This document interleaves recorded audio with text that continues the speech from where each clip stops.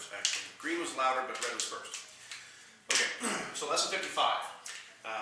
Advanced abstract equations. Sounds very complicated and, advanced. Not that big of a deal. There's a few steps to follow, and we've actually already done problems very similar to this way back in lesson 40. So, what do? We have an equation with a whole bunch of letters in it, and we are told to solve for one of them, in this case m. So what we want to do is we want to take this equation and rearrange everything so we have m all by itself equals and then everything else. So the way you do that, first of all, if there's fractions, we want to get rid of fractions by multiplying everything by the least common multiple of the existing denominators. So the LCM of the denominators. What are our denominators here? X and m. And let me do this. X and m. So what would be the least common multiple of x and m? Xm. I like to do things in alphabetical order, so I'm going to do mx, multiply everything by mx. And what happens? This x cancels this one. This m cancels that one, and there's no denominator over there. So what do we have left? We'll go with the green now. But this numerator here is a sum. We have to make sure we treat that as one term. So when we multiply the m times this, we're going to have to distribute. So we've got am plus bm plus y times x equals kmx. So in that one shot, in that one step, we have eliminated all the denominators, and it's just a whole lot easier to not deal with fractions if you don't have to. So what's the next thing I want to do here? I expanded, by the way. Then I want to gather everything with my target variable. Like you said, m. So everything that has an m, I want on one side, and everything that doesn't have an m, I want on the other side. And so we've got an m here, and here, not here, and here. So I want to have, so I've got am and bm, and this one does not have an m, so I want that on the other side. This one does have an m, I want to bring it to this side.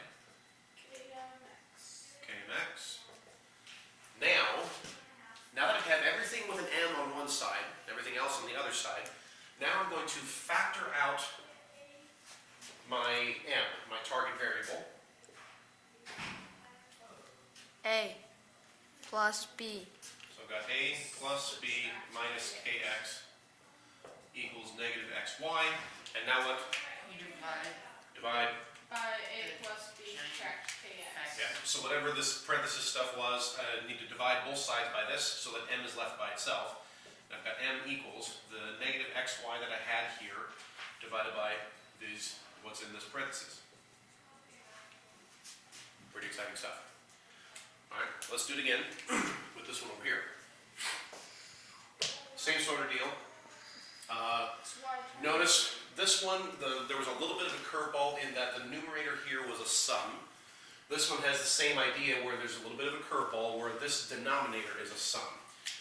Y times a plus b. So we have to make sure that we treat this a plus b as one term. So my least common. So I'm going to eliminate the denominators by multiplying everything by the least common multiple, which you said was? Y times a plus b. Y times a plus b. Y times a plus b. That's a b. Y times a plus b. So this y, let me do that in a different color. So this y is going to be, try it again. This y cancels that one. This a plus b cancels that a plus b. And I'm going to have to distribute this and this. So I've got a plus b times mx. So I've got amx plus bmx plus d times y, that one was easy, and py times a plus b, so apy and plus bpy. What am I solving for? I'm solving for a. So where do I have a's? I have an a there and there. So I need everything with an a on one side and everything else on the other. Does it matter which side you put the a's on? No. Nope. What I like to do is put things on whichever side involves the least amount of movement.